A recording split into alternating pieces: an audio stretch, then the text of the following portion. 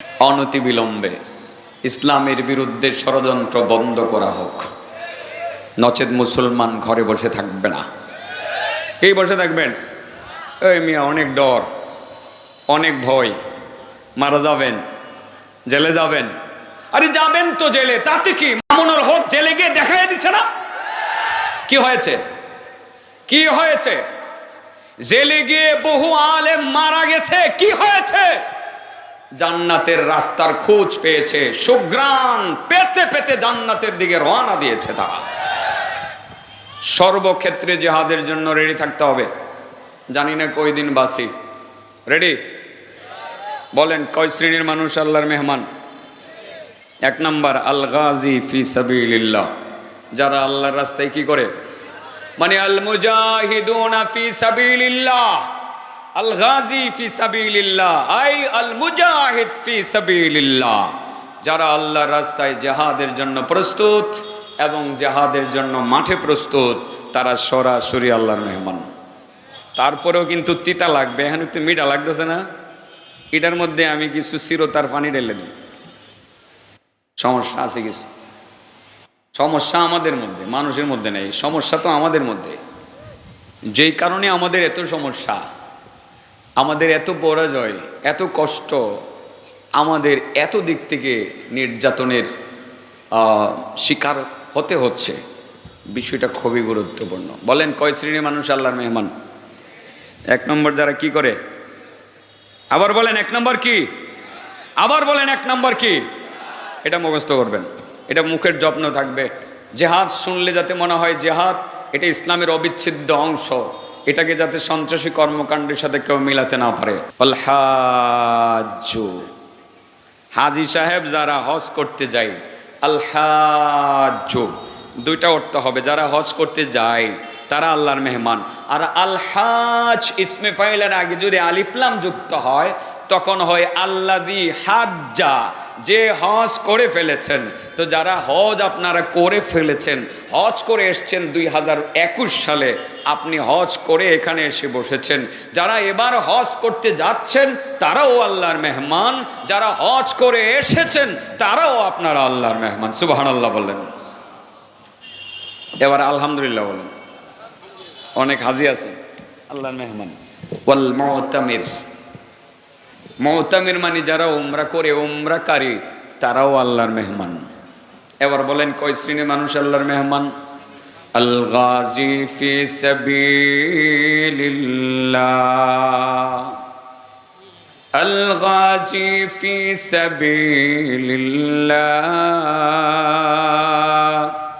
ওয়াল হাজ্জ ওয়াল মুতামির ওয়াফদুল্লাহ দাআহুম ফাআজাবু।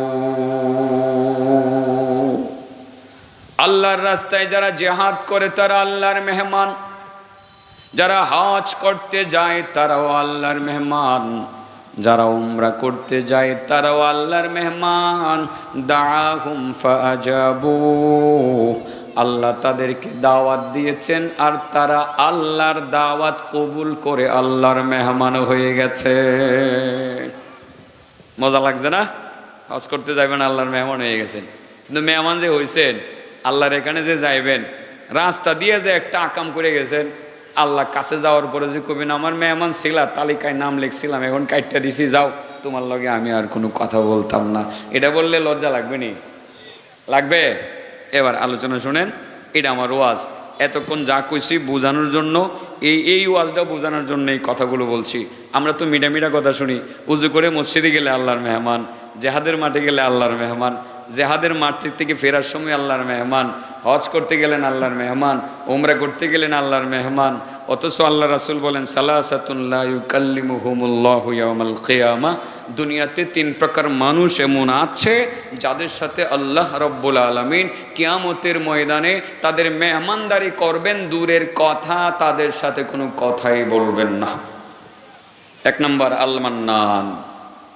1 নম্বর কেডা? এই আব্দুল মান্নান না, কিন্তু আবার লাগায় না। আব্দুল মান্নান আমার ছোট ভাইয়ের শ্বশুর, দেলোয়ারের শ্বশুর, আমার তালুই, ওই তালুই আছে, দেখা যায় না, এস লাগায় না। 1 নম্বর কি? মান্নান। 1 নম্বর কেডা? মান্নান কি আপনাদের গ্রামের আব্দুল মান্নান? আল্লাযী লা ইউতি শাইআন ইল্লা মান্না। মান্নান বলা হয় ওই ব্যক্তিকে, যেই ব্যক্তি মানুষের ভালো কিছু দেয়, টাকা পয়সা দেয়, অনেক কিছু দেয়, উপকার করে, কল্যাণ করে, দান করে, এটা কইরা কইরা একটু একটু খোঁটা দেয়, একটু একটু কি দেয়। এ মিয়া, কয়দিন আগে না তোমার 1000 টাকা দিয়ে উপকার করছি, আমার টাকা খাইয়া আজকে আমার সামনে আইসা তুমি এইভাবে দাঁড়াও। এর নাম মান্নান। এর নাম কি? মান্নান। যারা উপকার করে খোঁটা দেয়, যারা মানুষের কল্যাণ করে, মানুষকে দান করে, সাদাকা করে, এগুলো করে যারা কি দেয়, খোঁটা দেয়, তাদেরকে কি বলা হয়? মান্নান বলা হয়। আপনি নামাজ পড়েন, অভ্যাস অনেক ভালো, রোজাও রেখেছেন, হজও করেছেন, উমরাও করেছেন, কিন্তু মাঝে মধ্যে একটু একটু খোঁটা দেওয়ার অভ্যাস আছে। কি দেওয়ার অভ্যাস আছে? আপনি না হজ করতে গিয়ে আল্লাহর মেহমান হয়ে গেছিলেন, মনে আছে না? আপনি হজ করতে গিয়ে আল্লাহর মেহমান হয়ে গেছিলেন, মেহমান হয়ে বাংলাদেশে আসছেন, এখনো মেহমান। ইদানিং আপনার একটু অভ্যাস আছে কি, আপনি মানুষের উপকার করেন, উপকার করে বলেন, এই এই বেটা, আমি এটা করছি, সেটা করছি, এই করছি, সেই করছি, তোদের কত উপকার করছি, আজকে আমার সামনে এত বড় গলা কথা বলিস। আপনি এই যে কাজটা করলেন, কাজটা করে মান্নান হয়ে গেলেন। আল্লাহ রাসূল বলেন, মেহমান তো হয়েছিল ঠিকই, তুমি আল্লাহর কাছে যখন যাইবা, আল্লাহ তোমারে তাড়াইয়া দিব। আল্লাহ বলবো যে না, আমি তোমার সাথে কোনো কথা বলবো না, তুমি আমার মেহমান ছিলা বটে, কিন্তু খোঁটা দেওয়ার কারণে আমি মেহমানদের তালিকা থেকে তোমার নামটা কেটে দিলাম। নাউজুবিল্লাহ বলেন। খোঁটা দিবেন উপকার করে কোনোদিন? আল্লাহ বলেন, তোমরা তোমাদের নেক আমলগুলোকে খোঁটার মাধ্যমে, মানুষকে কষ্ট দেওয়ার মাধ্যমে তোমরা বরবাদ করে দিও না। আমরা খোঁটা দিব না। তাহলে বলেন, কয় শ্রেণীর মানুষের সাথে আল্লাহ কথা বলবেন না? 1 নম্বর ব্যক্তিটার নাম কি? 1 নম্বর ব্যক্তির নাম কি? মান্নান, যে উপকার করে কি দেয়। হ্যাঁ, এটা আল্লাহ পছন্দই করেন না। আল্লাহ কোরআনে বলেন, ইয়ামুন্নুনা আলাইকা আন আসলামু, ইয়ামুন্নুনা আলাইকা আন আসলামু কুল লা তামুন্নু আলাইয়া ইসলামাকুম বালিল্লাহু ইয়ামুন্নু আলাইকুম আন হাদাকুম লিল ঈমান ইন কুনতুম সাদিকিন। ইয়ামুন্নুনা আলাইকা আন আসলামু, অনবী, তারা তোমার কাছে এসে খোঁটা দিতেছে, তারা মুসলমান হয়েছে, ইসলাম ধর্ম কবুল করেছে, ইসলাম ধর্ম কবুল করে তোমার কাছে আইসা খোঁটা দিতেছে। খোঁটা, এটা কেমন খোঁটা? কিছু কিছু নতুন মুসলমান আমার নবীর দরবারে এসে হাজির হয়ে বলতে শুরু করলো, মুহাম্মদ, ও মুহাম্মদ, মুসলমান হইলাম, তোমার দলে যোগ দিলাম, মুসলমান হইলাম, তোমার উপকার করলাম, ইসলাম কবুল করে তোমার উপকার করলাম, তোমার যিনি রব আল্লাহ তাবারাকা ওয়া তাআলার উপকার করলাম। তার মানে তোমার দলে যোগ দিয়ে তোমার উপকার করলাম, তোমার আল্লাহর দলে যোগ দিয়ে তোমার আল্লাহর উপকার করলাম। তার মানে মুসলমান হইয়া সে নিজে উপকৃত হইছে না, আল্লাহর দলে যোগ দিয়া আল্লাহর উপকার করছে, আল্লাহর দলে যোগ দিয়া আল্লাহর রাসূলের উপকার করছে। এমন কিছু নতুন মুসলমান আমার নবীর দরবারে হাজির হইয়া বলতে শুরু করলো, মুহাম্মদ সাল্লাল্লাহু আলাইহি ওয়াসাল্লাম। এই লোকটা সাল্লাল্লাহু আলাইহি সাল্লাম বলছিলেন না, আপনারা বলেন না কেন? এই নবীর নাম শুনে দুরূদ পড়তেন না আপনারা? হ্যাঁ, এ জায়গায় কিপটামি করলে কিন্তু দুজুগে যাবেন, এটা মনে রাখেন। যদি ইচ্ছাকৃতভাবে আমার নবীরে অবজ্ঞা করেন, দুরূদ না পড়েন, তাইলে নবী যে বদদুয়া করছিলেন মনে আছে না? হ্যাঁ, নবীর নাম শুনে দুরূদ না পড়লে আল্লাহ লানত বর্ষিত হবে কি হবে না?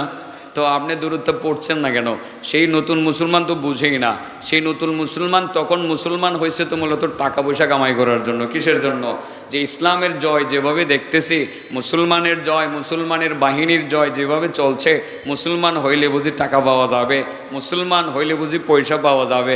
ওই আমার নবীর কাছে গিয়ে বলে, মুহাম্মদ, মুসলমান তো হয়ে গেলাম, মুসলমান হয়ে তোমার উপকার করলাম, তোমার আল্লাহর উপকার করলাম, টাকা দাও। কি দিছে? খোঁটা দিছে। কি দিছে?